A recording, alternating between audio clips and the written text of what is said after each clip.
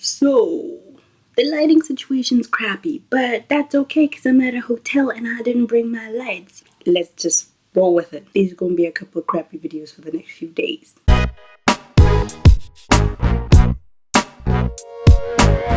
Hi guys, it's Kate and today I'm here with a video that is going to kick off October, my month of paranormal goodness, the lovely supernatural, earthling, weird and freaky. It's going to be happening in this month. Now, today I thought I'd kick it off with something nice and light, and I thought 5 paranormal book boyfriends who I'd date in real life. Now you might be wondering, why would you date a paranormal dude? I'm like, why wouldn't you? I mean, dude, there must be a reason why people like paranormal romance. It wouldn't exist if people weren't wanting it. Let's just talk about them. Number 1. Jean-Luc échappe from The Dead Next Door, which is book 4 in Carolyn Sparks' Love at Stake series. Now, Jean-Luc is a man after my own heart because he loves himself a full-figured girl. And I'm pretty full-figured. If he don't care, why the fuck should I? As long as we're healthy, well, he's a vampire, so he doesn't have to worry about it because he could do whatever the fuck he wants as long as he doesn't go off into the sun or get staked. Life's good for him, so you know what? It's all about me. As long as I'm healthy, I'm happy. The other thing is, dude, he's a fashion designer. I feel like I haven't been getting out as much as I'd like to because I'm a little bit depressed and like I have a lot of crazy shit happening in real life that just is not conducive to having a social life. But if I was dating a fashion designer whose a lot of it is networking and going to events and that sort of thing, I'd probably get out a lot more. It kind of forced me to be social, which I kind of would like love hate, but I think it'd probably be better for me, so I'm gonna love it. And I'd be with somebody who's hella funny. That scene in the book where Heather's nanny shoots the squirrel because she thought it was the ex-husband, and the little girl Bethany saw, and then he gave the squirrel last rites. I was like, dude, you funny. You roll with the punches. You are a man after my own heart. So, I love that. And I love how protective he is. When he gave the mental commands for Heather's ex-boyfriend, husband, actually it's her ex-husband, to behave like a cockroach every time he starts insulting her, I think he didn't cross the line. You know, I'm not saying that I want a guy who beat people up, okay? That's not what I'm saying. That though there is a place for that. I mean, some people cross the line too much, but he did give him a very effective punishment. I like this. I like him a lot. Number 2, Dimitri Belakov from Vampire Academy. Now, let me tell you, part of the reason I read the whole series is that I was in love with Dimitri. Like, I was in love with Dimitri before Rose even decided she was in love with Dimitri. Because homeboy is badass. I mean, when someone describes you as a god, like you're the most highly sought ass-kicking man in your, like, field, I like it. Thumbs up. That is a awesome endorsement because you know what? People who are the best in their field are driven and they have a certain, I don't know, love of life that I really would like because I like living life happy. I mean, that doesn't necessarily mean buy expensive shit or anything, but you know, finding small things that make you laugh and enjoy life, I'm there. And being good at what you do, which is part of like why I keep taking breaks with my YouTube channel and to, you know, try to improve my game. Though this lighting though ain't cooperating, but life though, you know what you gonna do. The other reason I love Dimitri is that he loves reading. I find when I'm just at home in my downtime, I read a lot. Whether it's fan fiction or stuff for work or thing, I spend, like, I would safely say I spend 80% of my time reading. This gets on my family's nerves so much because for me, it's like, I don't like silence. I don't like time that I don't do something with.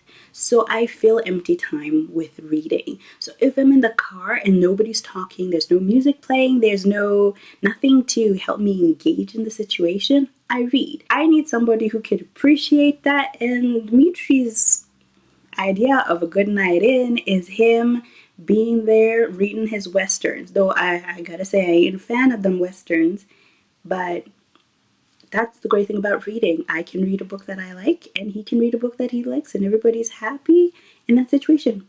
It's great. And though that protective streak, though, he got it good too. Number 3. Severus Snape. Oh my god. And I'm talking about like Severus Snape, yes, the way he was written in the books, but also Alan Rickman's portrayal, dude. Let's talk about this. Severus Snape is one of the most loyal guys I have ever seen. Yes, he, got away from the Death Eaters, but I think of it in terms of that when Severus met Lily Evans, I guess she was at that point, she was his friend. She was the one person that he felt like deserved his loyalty, and he gave it 100%. And even though they weren't friends anymore, his loyalty and his love for her was still there.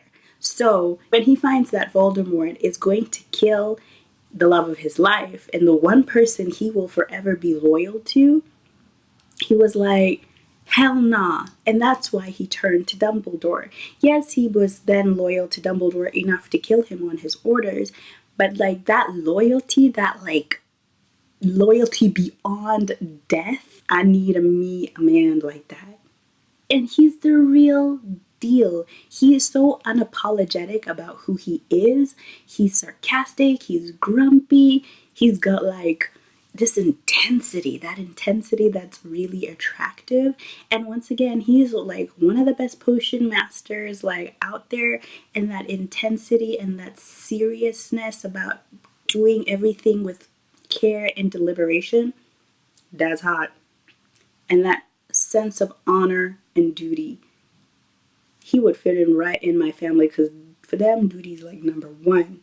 The obligations though. Number 4. Nathaniel Grayson from the Anita Blake series by Laurel K. Hamilton. Nathaniel is a bit different from the other guys who were more protective. Not that I'm saying that new Nathaniel in the recent books couldn't handle himself, because homeboy be strong as ish and he's coming into his own some more. But what really attracts me to Nathaniel's character, and I wish I could have this, is that he's sweet and he's childish in a good way, I think because he's had such a hard life, he kind of doesn't find it weird to do things that other people would think, oh, I'm too grown up for that now.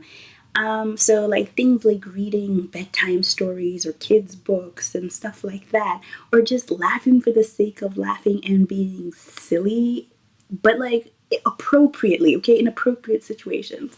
That's nice. That is so freeing. And I think when you live such a heavy life, you really hold on to those moments where you can just let go and kind of be silly for the sake of it, because it makes you feel better about it, and it kind of gives you a reprieve from what's happening, and not in a bad way where you're avoiding the issue, but you're trying to get your teehees when you can, man. And that is a quality I really admire in a human being, like not just even just partners, but like just a quality that I think everybody should have, and that ability to laugh at themselves and to grow and to develop and to really reflect and laugh. Me likey. And also, he would be an awesome homekeeper. I am not a very domestic person, I have to admit to you. I don't like doing the dishes. I don't really like cooking. I cook because I like to eat. That is the only reason I do it. And unless it's a special occasion, I don't want to spend more than 30 minutes in the kitchen at a time. Unless it's a special occasion, then I'm whipping out like a 6-course degustation menu. Like, what? Nathaniel would pick up the slack. And he'd like it. I'm not interested in finding someone who I can like shove off these duties when I know they don't like it, okay? But like the good thing is that he likes being that domestic, and that's great. It would be a mutually beneficial relationship. He gets fulfillment out of seeing people eat the stuff that he's cooked. I get enjoyment out of eating the stuff someone else has cooked. And when it's important, I think I could do a little something to pamper him in return. So, we'd be keeping that playing field even. Is all good. And on a more superficial level, he used to have hair down to his ankles, and it was long and thick and luscious, child. If we had kids, their hair would be amazing. And I think that is just something to consider. Number 5, Quinn O'Connor from the Riley Jensen series.